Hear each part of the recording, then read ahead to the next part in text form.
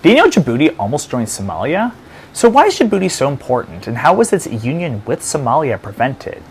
Well, you have to understand that although Djibouti is a really tiny country in the Horn of Africa, its location is absolutely important. Located on the Bab el-Mandeb Strait, this is where roughly 1/3 of all trade passes through on the way to the Suez Canal. And it's because of this location that the French held on to Djibouti as a colony until 1977. It was actually the last area of mainland Africa to become fully independent. But this wasn't because the Djiboutian people didn't want to become independent. It was because the French prevented Djibouti from doing so every step of the way. And there's two things you have to understand. First of all, the makeup of the Djiboutian population, as well as the various referendums that were held and that were pretty much rigged and manipulated.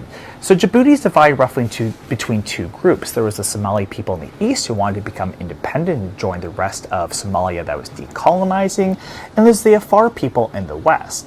And don't be fooled, both groups wanted independence, but it was the Somali people who were pushing for independence the hardest. The French knew this, and in the run-up to two referendums, one in the 1950s and one in the 1960s, the French each time deported roughly 10,000 Somali people from Djibouti. I mean, these were places that the Somali people had been living for, a really long time.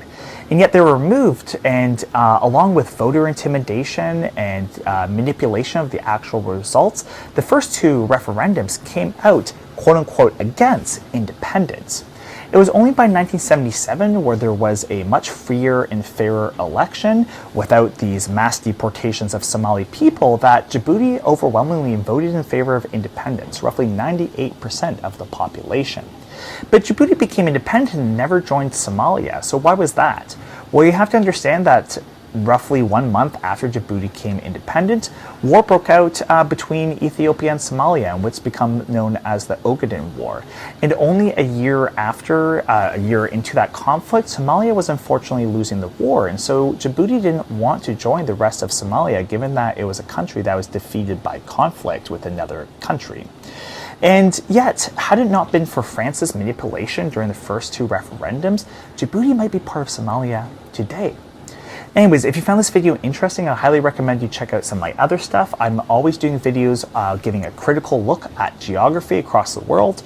Recently, I've been focusing more on Africa, especially the Horn of Africa, and even more specifically Somalia. So if you like that, check out some of my other stuff. Thank you so much, and I hope you enjoyed this.